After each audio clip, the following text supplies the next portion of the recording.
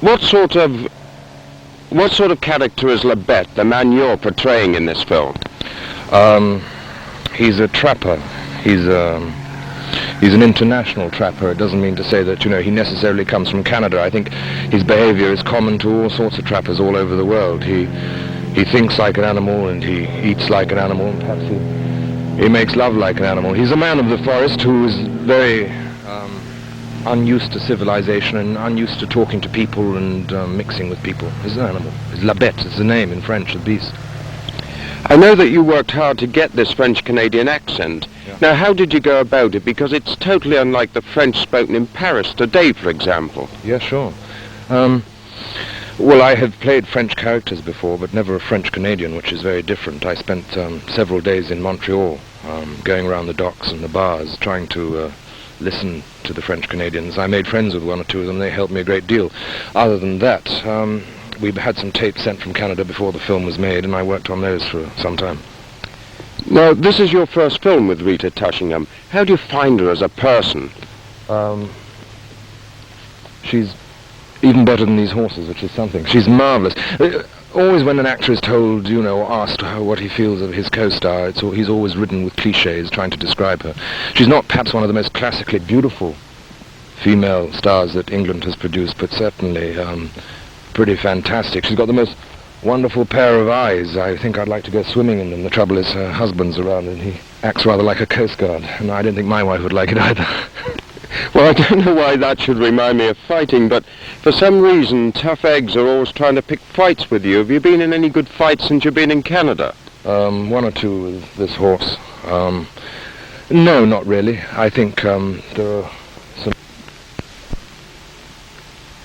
What sort of character is Labette, the man you're portraying in this film?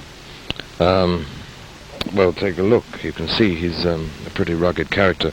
He's a trapper. An international trapper, if you like. He doesn't necessarily belong to Canada or British Columbia. I think he's the sort of person who, regardless of where he was in the world, would behave in the way he does behave. He's unused to civilization, he's unused to people, he's unused to coming in contact with human beings. He's much more at home with horses and wolves and bears and things like this, and because of this, his attitude towards people and towards civilization is that of an animal, which makes it interesting. I know that you worked hard to get this French-Canadian accent for the film, but how did you go about it? Because it's totally unlike the French spoken in Paris today, for example. Yeah. George Brown came to Canada before we started the film and collected several tapes which he sent back to me, and I played over and over again and listened to. You want to put that down my throat? You're like a dentist. We worked on these tapes, and then I went over to Montreal and spent 5 days in Montreal going around the docks and into the pubs and talking to the French Canadians there. In actual fact, we hired one to sit in my room and read with a French Canadian accent for hours on end. I think he got tired than I did. Now, this is your first film with Rita Tushingham. How do you find her as a person? Oh, this is a question that when actors are asked, they're inclined to be full of cliches about the sort of answer they give. Well, she's not the most fantastically classical, beautiful woman that England has ever produced, but she is, and I mean this, fantastic. She's got the pair of eyes that I would like to go swimming in. That, I know, sounds like a cliche, but I can't do that because her husband's around the place, and I think he's a pretty good swimmer too. Plus, my wife wouldn't like it.